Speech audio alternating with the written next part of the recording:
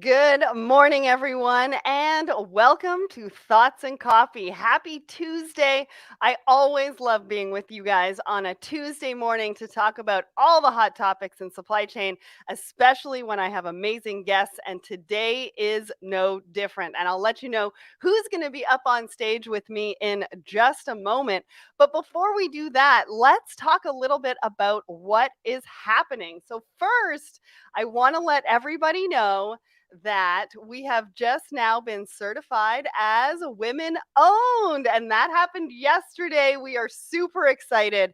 And so that is something that we wanted to celebrate with you all this morning. And yeah, it's really, really exciting. Super excited to be part of the We Connect community and see where we can go from here and take supply chain into that community as well. I already know there's some amazing women in that community that are already in supply chain. So let's talk about what's happening on Let's Talk Supply Chain this morning. So we have got a brand new Woman in Supply Chain episode. If you guys don't know about this, we have a Woman in Supply Chain series, and the first Monday of every single month, we feature a woman in our community. And so yesterday, we released an episode with Ann Robinson of Kinaxis, and the conversation was amazing. She talked about all of her charity, what she does from a community perspective, because she spends a lot of time in the community in a variety of different perspectives, with entrepreneurs and startups, and then all of the amazing work that she's been doing in supply chain and her journey of where she's gone to where she is now. So you're not going to want to miss that episode. It's episode 234, wherever you subscribe to the Let's Talk Supply Chain podcast, or you can go and check it out at letstalksupplychain.com. What's next? Well, we've got a brand new blog for you over at letstalksupplychain.com. It's called Preparing for 2022, Looking Beyond Recovery. Excuse me. With Sarai. And this talks about how we can prepare for what's to come. I mean, nobody has a crystal ball, but this can actually give you an insight into what you can expect and how you can prepare. So highly recommend you go and check that out over on our website. What else have we got going on? Oh, that's the blog. Oh, yesterday I released my first article in my LinkedIn monthly newsletter called The Monthly Hustle. If you're not subscribed, go over and subscribe, where we talk all about leadership and DEI, what's happening in the community, and everything that you kind of need to know from what's going on in our world. And so I think, AJ, you're going to post that link for me so that if you want to subscribe, please go ahead and subscribe to that right now. What else have we got? Oh, we've got some upcoming events. So Tuesday, December 7th, which is today at 11 a.m. Eastern, we are going live with the 4 silver linings of the chaotic ocean freight market with FourKites. So join myself, Peter Tershwell of JOC, Audrey Ross is also on that panel, and we've got Chris from FourKites as well. So hopefully you registered. If you didn't, AJ, can you put the link in the comments so that people can register for that and join us in just under an hour for that one as well. Thoughts and Coffee. We've got Purpose, Planet, and Profit with Topple. This one happens. This is our live stream show all about sustainability and blockchain and ESGs. Chris is going to be hosting another amazing episode. It happens every third Wednesday at 12 p.m. Eastern, and we'll let you know when that event is coming up, so you can click the attend button and join us for that live show. We've got Manifest coming up in Vegas, January 25th to the 27th.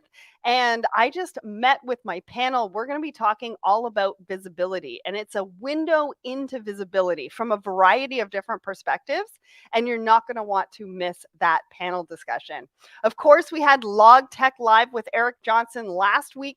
He was talking to Project 44. If you missed it, go to the Let's Talk Supply Chain YouTube page, and you can actually catch up on that episode.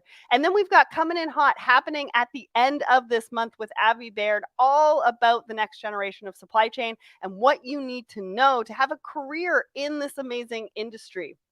And that's about it for all of our events. Oh, I've got one more thing to show you. We have now turned the Blended podcast into the Blended Pledge, which is our non for profit. And we want to see more diversity on stages, and we need your help. So we're going to be getting corporate sponsors, but we also want to give individuals the opportunity to donate to this important cause, because we want to see more diverse voices on stages and in audiences at industry conferences. What is the biggest barrier to make that happen? Travel expenses and tickets.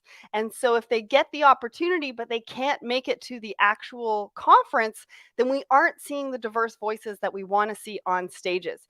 So AJ is going to put the link in the comments so for the GoFundMe page, so you can be part of making an impact in this industry. So that's a bit about what's happening at Let's Talk Supply Chain. Trust me, we've got a lot going on, but now I need to bring up our guest for today, and it's Robert Garrison. Good morning. How are you? Doing great, thanks. Awesome. I am so excited that you're here. I mean, you guys are doing some amazing things over at Mercado. But so why don't you tell us who you are and what you do? Yeah, sure. Well, first of all, let me start with congratulations on your women-owned business Thank certificate. That's you. fantastic. And I also just want to observe that I got tired just listening to all the things you're working on. So congrats on all your success across the board. Thank you. So I'm Rob Garrison. I'm the CEO and founder of Mercado Labs, and Mercado Labs focuses on the first mile of the supply chain. And that's the 80% of the time from the order placement through to delivery that currently is offline. So that's our focus. Awesome. I love that. And we're going to be talking about the first mile and what it actually means for people, right? Because a lot of times we hear about the last mile or even the middle mile right now, because all of the ships are stuck outside of the port and can't get in to get to that last mile. But what we don't hear a lot about is the first mile. And so I'm excited to talk about how that can really, change the competitive mindset of some of these organizations as well. But before we do that, I did a LinkedIn story post this morning, and I was like, you're not going to want to miss Thoughts and Coffee, because we are talking about one of the biggest crisis shortages ever. And so I was watching HLN this morning, and apparently we're going into a cream cheese shortage, which is going to rock everybody's boat, because in the research that I did in 2020, 249.61 million Americans used cream cheese. And so I don't know what they're going to do. I think there's only an 8-week supply left. Rob? Yeah, that's crazy. Yeah, you hear all these shortages. Remember the last crisis down here was Chick-fil-A sauce. So everybody was freaking out that they couldn't get their Chick-fil-A sauce for the same reason. But yeah, it's the supply chain's everywhere. And so now when it's personal, then it really matters, right? Don't mess with my cream cheese, Sarah. Well, that's what they said. They were like, if the supply chain crisis has not affected you yet, It this has is the now. tipping point. Like, I never would have thought we would have heard those words in the same sentences. Cream cheese, supply chain crisis, and tipping point. I mean, Yeah, isn't it's it just funny? So crazy. obviously, I've been in the business a lot longer than you actually, but we've been in the business forever, and nobody even knew what a supply chain was, right? Eyes glazed over. But now mention it, and they're like, "Oh, cream cheese. I get it. That's a problem." I know, I know. It's crazy. Well, we're going to be talking about some more shortages in a minute that you need to be aware of. The reason why we're bringing up these shortages is not only because you're in supply chain, and obviously supply chain has a big role to play in that, but also in your personal life, so you know what you're going to have to potentially buy different, maybe over the holiday season and things like that. But before we do that, let's get to our question of the week. So last week we asked everybody, what is the best Christmas movie? And this poll was amazing. I mean, we got 690 votes, but we got 102 comments, because most people didn't like our options of the Polar Express, Elf, or Die Hard. I was one of those people, because my favorite is The Holiday. But 34% of you said Die Hard, and I don't even think that's a Christmas movie. Rob, what's your favorite one? Yeah, that's interesting. I didn't see that. I missed this poll. Sorry, but it's interesting. I wouldn't have put these on the list either, Sarah. So let me start there. I when I think about that question, I'm kind of torn because I've got two favorites. Obviously, my favorite, not just Christmas movie, one of my favorite movies all time is Christmas Vacation. Hmm. And if you have a funny bone, you have to That's love so that good. movie. It's so Yeah. good. But then, obviously the one that sort of pulls at your heartstrings a lot is It's a Wonderful Life. And Yeah. so I guess it just depends on the mood. I feel like It's a Wonderful Life is sort of the more heartwarming story and all of the things that go around Christmas. But Christmas Vacation is hilarious. Yeah, yeah, yeah. Well, and also, The Sound of Music. I correlate Christmas to The Sound of Ah, Music because they always play The Sound of Music around Christmas for whatever reason. that's interesting. So But it touches a bone. Yeah. it does, and Elf. So we had Elf as one of the options, and it's my husband's favorite movie, and I swear he puts it on now just to spite me because I'm like, "Can you please just turn that off?" Because it plays like 20,000 times between December 1st and December 25th. Nothing wrong with it. Also, I could have said Home Alone too. That's another one that I could watch repeatedly. Yes, a lot of people actually said Home Alone as well. Joe, I get hooked on Hallmark movies. Can I just say, I have never really been a Christmas movie watcher, but I have them like taped on my PVR now. I don't know what's happening right now, but apparently I'm getting into the Hallmark movies too. Which is Nice. just crazy. All right. So let's talk about my post. Usually we talk about the post that I post on Sunday about leadership. But yesterday I found a quote around self doubt, which I thought was very, very fitting because you're an entrepreneur. I'm an entrepreneur. And I don't know about you, but I live with it every single day. And I think it makes me a better person. But we don't talk about it enough. I think it lives up here, but we actually don't physically talk about it enough. And I think a lot of people deal with it. And so I just wanted to bring it to light and sort of get your thoughts on it because this particular quote actually changed the way I think about the word self-doubt and what it actually means to me. So I'm gonna put this up on the screen. So what it talks about is that self-doubt can be an ally. It serves as an indicator of aspiration and it reflects love of something we dream of doing, desire. And it's saying, if you find yourself asking yourself whether you really are what you say you are, chances are you are. And they say the counterfeit innovator is wildly self confident, the real one is scared to death. And I just want everybody to sit with that for a moment because if you've ever had a moment of self doubt, this could be a turning point on how you actually change those thoughts into how you process them and think about them. Rob, what do you think? Yeah. So speaking of quotes, the other one that sort of strikes me, Sarah, is the Theodore Roosevelt quote about the man in the arena, right? I think about that a lot too, that, if you try and fail, you still tried, right? So that's another one that sort of lifts me up. But in terms of the self-doubt, I have to say, if you're an entrepreneur and you don't have self-doubt, I'm a little bit worried about you because you say daily doubt, Sarah. I'd say maybe more like hourly doubt. And so, all the things that I doubt, can I lead this team? Will this product be successful? Can we make this work? Do I still have it? I mean, those thoughts run constantly through my brain, but I also like your take on it, which is that it can also serve as a really powerful motivator. And that's sort of the way I try to look at it. Absolutely. Yeah. And, I've never really correlated the words love, aspiration, and desire with the word self doubt. And so I think if we take a new perspective on something that we originally think is negative, right? I think it's so powerful to be able to change it on its head. And once those, thoughts come in, you're just like, no, wait a second. This isn't a negative thing. This is really love. It's aspiration. It's desire. It means that I'm doing the right things. And I think that's really, really important on a day to day basis. Yeah, just a quick note, sir, from at least from my standpoint, I don't know how you were when you started your business, but I wrote down a list of things that I could do. I was and had the opportunity for a transition. And once I wrote this one down, it was something that I knew I couldn't not do. That I thought it would be such a great thing, and I would love to do it so much. It's what I spent my whole career in. That really propelled me forward. Is I was going to do something that I really felt passionate about, and that I really loved to do anyway. And so that made the leap quite easy. Actually, when I look back at I still have the list. I look back at the other things I was thinking about, and it's funny to even think about it, like what my life would have been had I not taken this leap.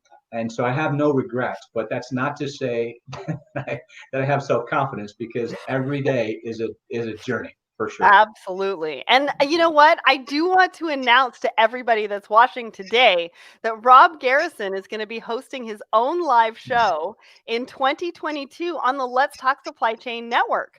And so you're going to be talking about that journey. You're going to be talking about First Mile, and you're really going to be sharing with us and bringing us into your world. And I am so, so excited for that.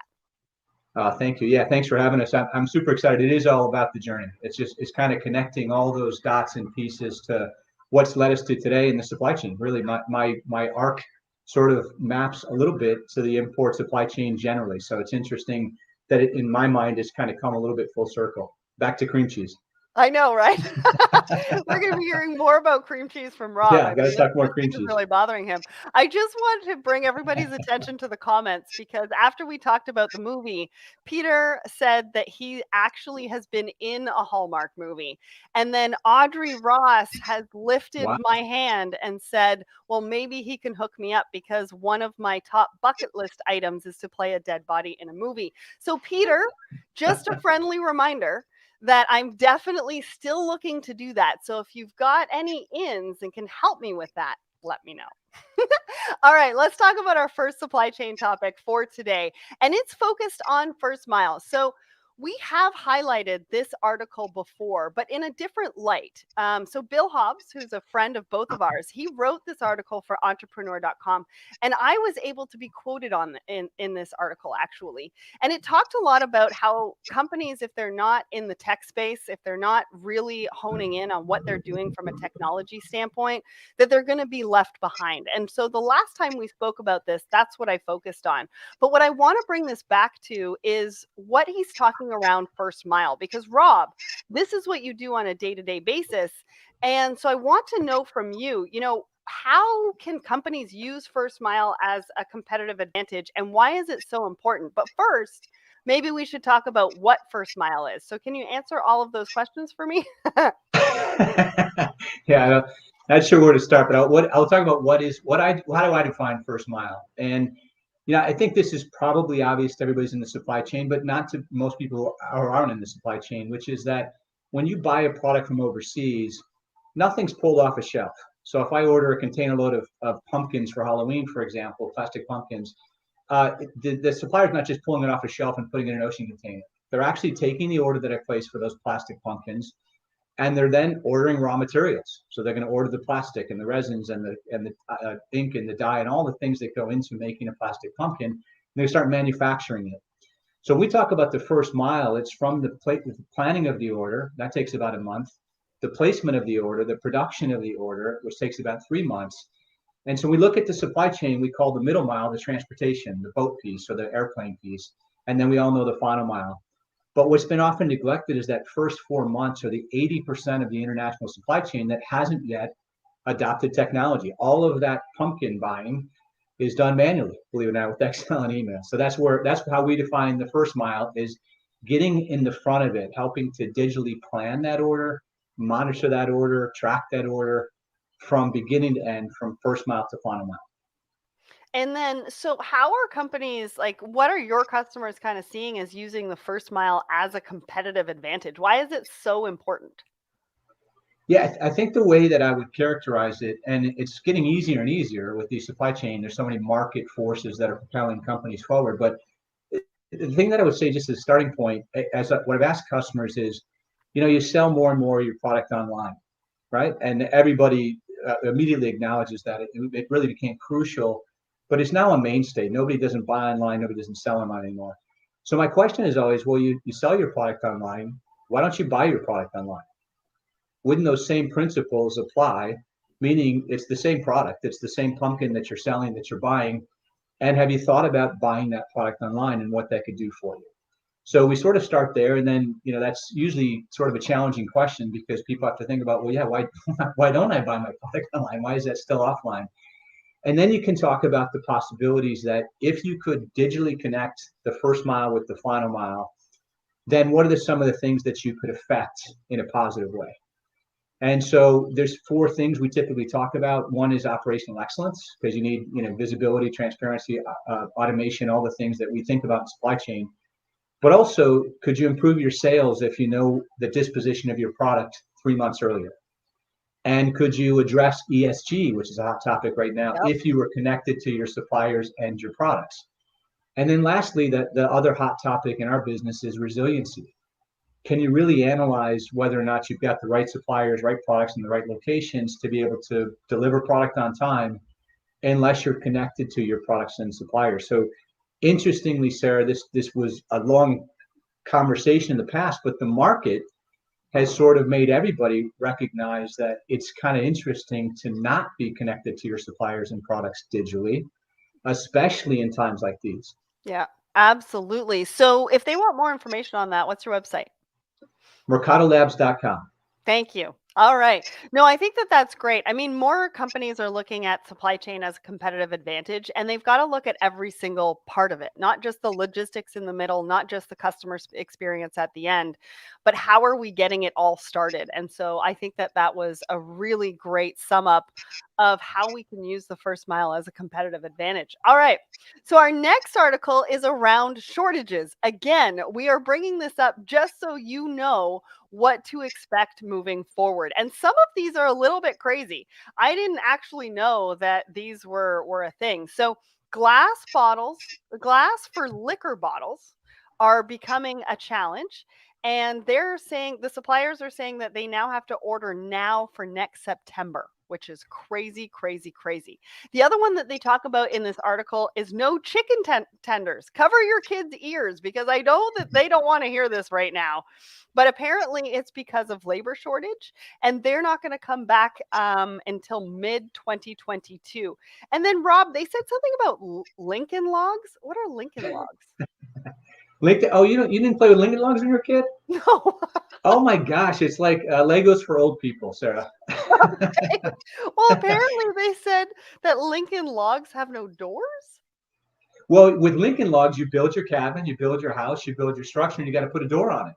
And the doors are Oh, plastic. So I think what they're saying is you can't get the plastic doors because the plastic doors are made in Asia. oh, I So you got can build a you. house, but you can't secure it apparently. Got it, got it, got it. And then if you drink beer for the holiday season, you might want to go and stock up right now, because apparently carbon dioxide for beer is in shortage, the aluminum cans and the malt. So I would highly, highly recommend that if you want to have alcohol for the holiday season, go and stock up right now. Yeah, Sarah, I got to just jump in because you were talking about the crisis on cream cheese. I'd say I'm a little bit more concerned about no liquor bottles and no beer. I need to look up the stats on the alcohol consumption to see how many I bet it's, people yeah, that would affect versus the 250 million that the cream cheese affects. right. I Next mean, time do one Canada. I think that percentage is higher in Canada. well, we already talked about the maple syrup and how we're dipping into our reserves of like 50 million pounds of Right. maple syrup so that everybody can have syrup for the holiday season, because that's a staple. I mean, we all know that's a staple. But anyways, what else are you hearing about? Like, are your customers finding it a little bit easier because they're using your software for their first mile, or is it just kind of like shortages all over the place? Raw materials are affecting. I mean, one of the things that they said on here is that they can't complete assembly because on a variety of different things, including wheelchairs, because they just don't have the components. Yeah, so I won't talk about our software here. I mean, what the software does is give people the awareness and the visibility and the tools to address the challenges. Okay. But the challenge is, my gosh, when I think about what's happened, you can go back on this almost 5 years when we got it. Our former president picked a fight, with the president of China right away, which led to trade wars, tariffs, sourcing shifts. We Yeah. went through that. Then the pandemic literally knocked the supply chain off of its axis, and it's been spinning around ever since. So that led to labor shortages, right? We didn't have people that could go to work, factory shutdowns, raw material price increases, just across the board. So the supply chain is a chain, and it's all connected, all those pieces. And so with all of those things disrupted, and all of those links got broken, and it's very, very difficult to put them back together again. And another one that people don't talk about, Sarah, just real quick, is buying patterns have changed dramatically. Yeah. And so that's the other thing that's disrupted the supply chain is the things that you used to be able to count on or be able to predict many months in the future, you can't anymore because people's buying patterns have changed, not just because of e-commerce, but because of work from home and a whole bunch of other factors. So demand patterns have changed, the type of buying has changed, everything in the supply chain got unhooked, Yep. and it's been crazy. So now the real question is just when does it get put back together again? And I'm an optimist, so I'll say that with everything that's happening and being put into it, hopefully by midpoint of next year we'll have some sense of normalcy again. Yeah, I Fingers agree crossed. with you. I agree with you on that. And I think a lot of people are very hopeful for that because it's been a crazy, crazy 2021. I mean, honestly, I can't even believe we're in December right now, which is how crazy it's been. All right. So, our last article, we are down to the last 4 minutes of Thoughts and Coffee. And what I Wow. want to talk about is single use plastics and how some startups are offering alternatives to single use plastics. What they said is 4.8 million to 12.7 million tons of plastics are in the oceans every single year, and most of them are straws and food containers. And so there's some startups that are actually looking at reusable food containers, and they're going to charge you $3.25 if you don't return your food container. So they're giving you options of returning it back to the restaurant or returning it to depots so that we can really start making an impact in the oceans. I mean, this is just crazy. And I'm going to show you a video from Four Oceans. If you have not heard of them, go to them. They've got some great stuff that you can buy, and then that money actually goes towards helping cleaning up the oceans as well. I've invested in a few of their pieces to make sure that we can be part of that impact. But what do you think about this, Rob? I mean, we're kind of creating logistics around food containers. Yeah, well, I think it's great. The statistics are staggering, and so we're talking about plastic here. I do want to, while you're playing this video, mention a client of ours called Public Habit who saw the same problem with apparel. 30% of apparel was going straight to landfill because we over order and over consume, and so she changed her business model. So one thing we talk about is innovation to where the product gets ordered and then it gets shipped, not ship it in bulk and then hope you sell it. So I think innovation is a big way to deal with this problem. And then the other one you mentioned is activism, right? So I'm Yeah. glad we're watching this video and people can contribute because this is not a partisan issue. This is not an age issue. This affects everybody, and we've got to change it. This video and many that I've seen are heartbreaking. And so if we can start to support either different buying patterns, companies who promote sustainability, so vote with their dollars, so to speak, and then support people who have innovative business models like this to sort of make it easier for folks to adopt different behaviors. Absolutely. And I did a panel for the Procurement Foundry a couple weeks ago. Francis Edmonds, who's the head of sustainability at Dell Canada, was like, if we're not talking about this right now, we're already behind. We needed to start these efforts yesterday. And so, I'm really happy to hear that Mercado can help organizations with sustainability plans as well, because we all have to do our part, right? Yeah, my original thesis, Sarah, was shining bright lights in dark corners, and I think we have a lot of opportunities to do that. You also mentioned Topo at the beginning, so I'll just put in one quick plug. I'm going to be doing a joint presentation at NRF with Topo, Yeah. and combining our software for the platform with their blockchain as a service to produce different outcomes and produce sort of immutable verification that people are doing the right thing. So the technology is, I guess, the third piece. We talked about innovation and sort of activism, but we can also use technology in a good way to make this a reality for the first time. And last plug is you really can't do that unless you're connected to your first mile. And I know that sounds like a sales pitch, but you have to be connected to your suppliers and your products to make sure that they're being produced ethically. Well, and you have to have partners that have the same goals and visions within your True, sustainability plan to help you reach your goals. true. Sustainability is collaboration. When I talk about collaboration being the future of business, you need collaboration around sustainability because it takes everybody within your supply chain to make it happen and help you achieve your goals.